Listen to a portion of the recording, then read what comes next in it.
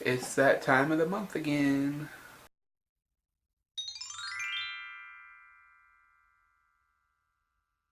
What's going on, everyone? This is your host, Anthony Avina, your friendly neighborhood author, and I am here to talk to you guys about my March book wrap up and my April TBR, or to be read list.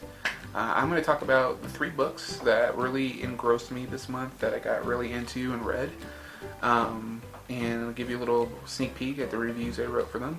And if you guys want to read my full reviews on all my books, you can go to my official blog, authoranthonyavina.tumblr.com, and all of those links are going to be down below in the description box, all my social media stuff, so feel free to look down there and follow me.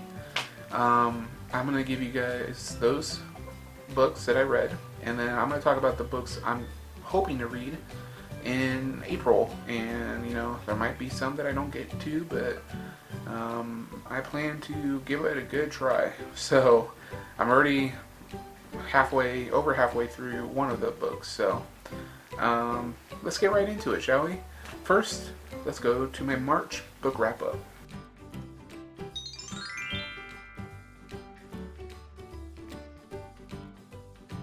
Alright, the first book I read was 11/22/63 by Stephen King. I'm going to be looking here at my notes while I talk to you guys. Really, Stephen King, for those of you who don't know, is the master of horror and suspense in our current culture. He is one of the best writers, in my opinion, that's ever written. He is the biggest inspiration for me as an author, and this book really is a great example of how vast and varied his books can be, because it's not just horror that he writes a wide variety of stuff, and this is a great science fiction kind of thriller fantasy almost.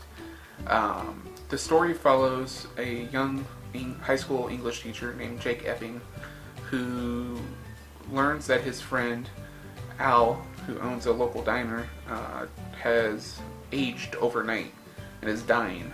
And his friend tells him that it's because he discovered a little bubble in time, that whenever he steps through it, he goes to the year 1958. Every time he steps through it, it's like a reset almost, and he goes to the exact same day and time, the same year. Jake goes for himself to see what it's like, and learns that his friend's telling the truth, that he really has discovered a time bubble. His friend begs him to go stop the JFK assassination. His friend almost did it, but before he could, he got sick, and he couldn't finish the mission. So he came back to ask his friend for help. Jake is skeptical about how to go about it, because he doesn't want to change the past and have the future the present get rewritten to a point where it's worse. So he goes back in time to save a friend of his who was brain damaged as a child and nearly killed. His whole family was killed by his father. He goes back, and even though he's not able to save everyone, he saves most of the people who were murdered in this family, and comes back and sees that the past really can change the future. So he decides to go through with it, and he goes back and not only saves the family wholly this time, but he goes and decides to stop the JFK assassination. But first he has to investigate Lee Oswald to confirm that he is the lone assassin. So he spends 5 years in the past building, a double life almost. As he's investigating, he takes a job as a teacher to kind of support himself back in the past. And when he does, he meets a girl and falls in love. But how, things get very complicated, because he is living a double life, and his, no matter how hard he tries, he can't quite, make himself fit in wholly to the past, because he is from the future. And so the past and the future start colliding, and the most interesting thing is that time itself is always trying to preserve itself. And so when someone like Jake comes along to try and change it, it sends, you know, warnings and tries to derail his mission anytime he tries to change the past. So it's a very interesting thriller. It's really interesting to see the lifestyle of the 1950s and 60s kind of play out in this book, and to see the social,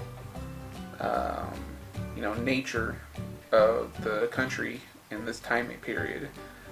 Definitely different from our world, but there's also a lot of reflections on our current political, you know, scene. So it's a very, very good read, and I highly recommend it. It's a long book, but it's really worth the read. So 11/22/63 by Stephen King is something I read this month. Okay guys, I gotta go faster. I'm getting very lost in my own thoughts, and we have a lot of books to cover. So The Mortal Instruments by The Mortal Instruments City of Heavenly Fire by Cassandra Clare I read. It's the final book in the Dark War saga, the Mortal Instruments series. The book, it follows Clary, Jace, and their friends as they finally battle Sebastian and the unfortunate shadow hunters he has been churned into his darkened warriors. And they have to go to very unexpected places, very dark places, in order to stop him. And they all have to sacrifice everything to do it. It's literally the fate of the whole world hanging in the balance, and the fate of their relationships and their love and their families that they have to fight for and sometimes even sacrifice in order to stop him. Really great read. It seems like as the books go on and the characters slowly start to age, it seems like the writing matures as well to kind of suit the audience that has been growing with it as well. Definitely a lot more mature than the first book, I would say, and a lot of adult themes in the young adult book. And it's also a great way to introduce characters for the next series of books that are coming out with Lady Midnight, by Cassandra Clare. So it's a really great read. If you love young adult books, if you've loved the Mortal Instruments series so far, you won't be disappointed with this last book. So I highly recommend you read it. Okay, this last book I got from my publicity reading group, Book Lover Cat Lady Publicity, and it's called Hellbound by David McCaffrey. The book follows a couple people. It follows Obadiah Stark, also known as the Tally Man, who is a serial killer. He's a ruthless serial killer, one of the worst ones, and he is executed. But when he thinks he's going to just sweet oblivion, he wakes up not in necessarily hell, but in an alternate, you know, reality almost, where he has a wife and a daughter, and he lives in his hometown, a town he hoped to put in his past because of the bad memories there. And he has a brain tumor, and things are just completely, you know, topsy-turvy. When he first gets there, he goes on a killing spree until the police, you know, shoot him down, hoping that will finally be the end of it. But he opens his eyes and realizes the day is reset, and things are not what they seem. So while he is going through this turmoil and finds himself changing, there's a reporter who is looking into the mysterious circumstances surrounding his public execution. And he soon learns that there is some sort of conspiracy going on that is bigger than just this one serial killer that no one will see coming. It's a really great, unique thriller, really dark, really delves into the psychological aspect of a serial killer's mind, and does a great job of showcasing that there are multiple layers of evil. So it's a really, really fun read, and I am going to tell you guys about one of the books I'm going to read this month is actually a prequel to this book. So those are the books I read in March. Now here are the books I hope to read in April.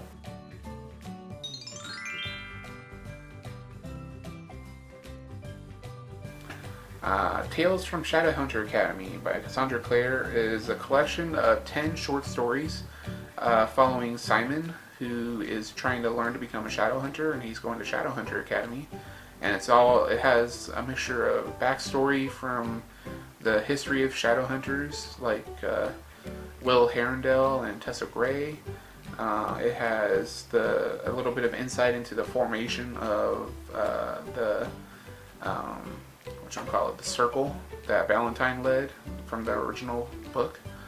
And then there's a lot of telling of Simon's, growth and trying to reclaim his memories and all that. So it's a lot of fun. I'm on book 7 book 7 right now out of 10. So I'm going to be done with that soon. I'll write a review for that when it comes out. Then I'm going to be reading Lady Midnight by Cassandra Clare, which is going to be a lot of fun.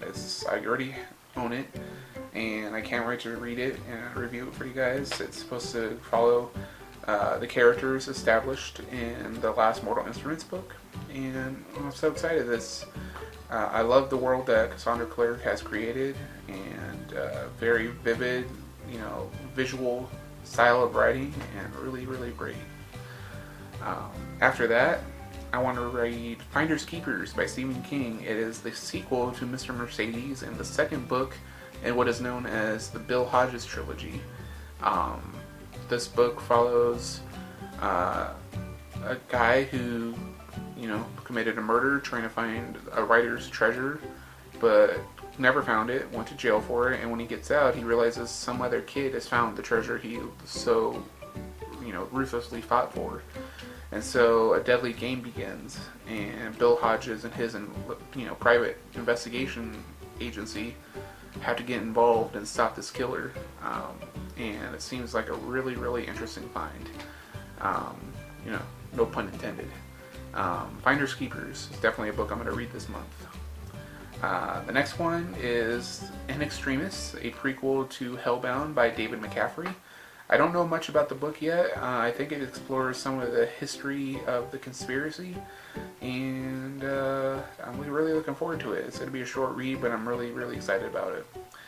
And then this new book I downloaded that I know nothing about. It's called Rest Haven by Eric Thurmay, I believe is his name.